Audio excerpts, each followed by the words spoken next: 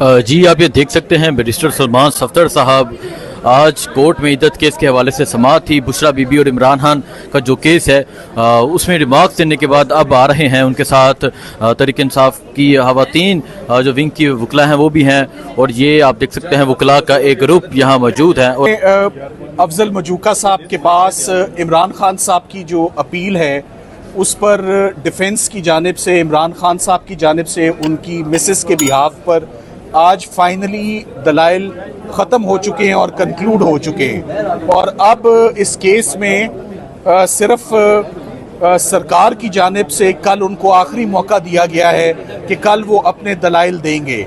आज जब हम कोर्ट में आए तो सबसे पहले मुनासिब समझा कि ख़वातीन को भी, जो कि बहुत सारी ख़वातीन थी जिनको कोर्ट के अंदर आने नहीं दिया गया, ख़वातीन को नहीं रोकना चाहिए। फिर इसी वजह से आप देखें कि यूनाइटेड नेशंस भी मजबूर होती है कि ह्यूमन राइट्स की वायलेशन है, ख़वातीन की आवाज़ को सुप्रेस नहीं करना चाहिए।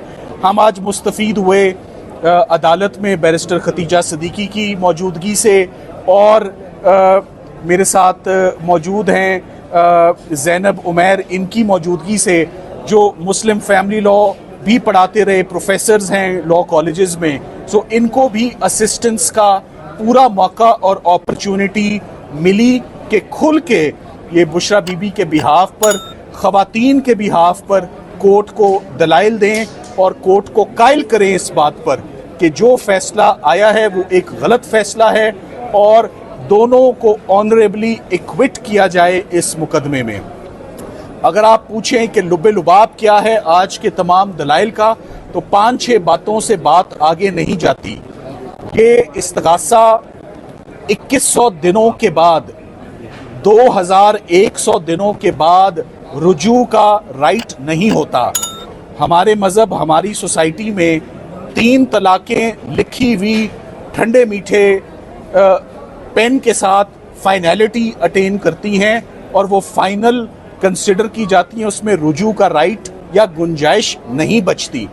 पीरियड ऑफ इद्दत को सुप्रीम कोर्ट ऑफ पाकिस्तान ने अपनी जजमेंट में 39 डेज कह दिया है कि ये, और मुफ्ती साहब ने खुद भी कोर्ट में पेश होकर ये कह दिया है कि ये पीरियड कम भी हो सकता है, तो इसके बाद फिर गुंजाइश नहीं बचती। सबसे बड़ा जो ब्लो इस्तगासे को जाता है खावर मानिका साहब के केस को, कि पूरे का पूरा केस एक डिवोर्स सर्टिफिकेट से दिन गिने जा रहे हैं, और जो दिन गिने जा रहे हैं उसके ऊपर जो तारीख लिखी हुई है, वो डेट भी और वो महीना भी, उसके ऊपर टेम्परिंग है, उसके ऊपर इंटरपोलेशन है, उसके ऊपर फजिंग है। वो डॉक्यूमेंट एक अनसेफ डॉक्यूमेंट है और एक क्वेश्चनेबल डॉक्यूमेंट है। सो जो तलाक की तारीख ही डाउटफुल हो गई तो पूरे का पूरा केस डाउटफुल हो गया। ये जज साहब ने खुद भी फरमाया कि 40 मिनट से ऊपर का केस नहीं है। ये तो फैसला आएगा तो हमें पता लगेगा कि इससे मुस्तफीद कौन होता है, इससे डिफेंस होती है या इससे सरकार मुस्तफीद होती है। मगर हमें ये याद है कि ये 3 दिन में किया गया ये वही ट्रायल है जो तोशा खाना और साइफर के साथ रात 11 बजे तक जिसकी प्रोसीडिंग्स आई, और 1, 2 और 3 फरवरी को ये ट्रायल कंक्लूड हो गया।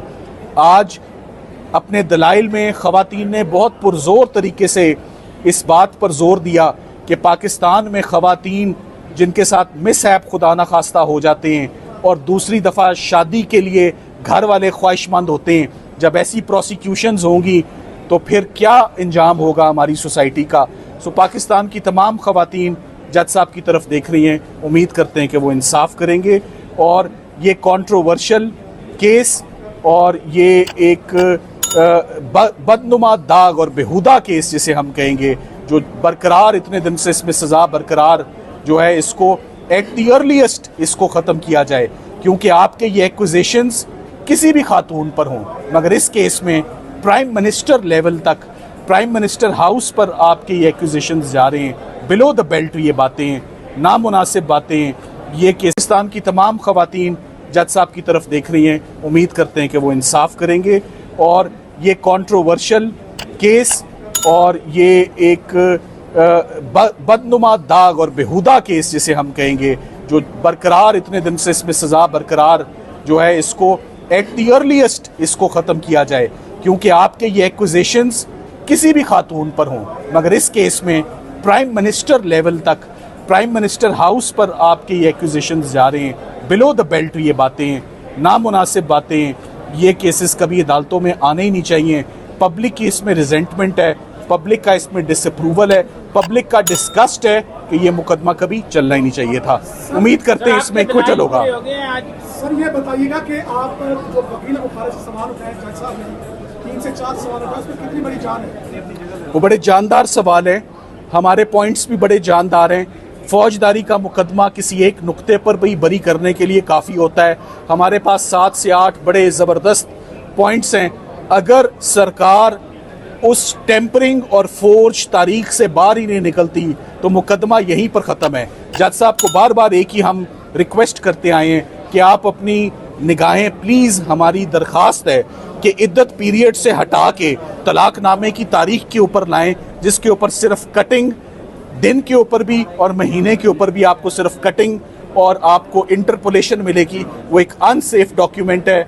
और खावर मानेका साहब आज़म खान साहब की तरह अगवा हुए, अगवा होने के बाद जिसे वो टिपिकली अगवा बराए बयान कहते हैं, उनका इस केस में शामिल होना, शमूलियत इख्तियार करना, ओन चौधरी साहब का साथ देना, जो कि ओन चौधरी साहब ने अपनी शहादत में एडमिट किया है कि मैं खान साहब के मुखालिफ कैंप में हूँ और मेरे और उनके अब सियासी इख्तलाफात हैं।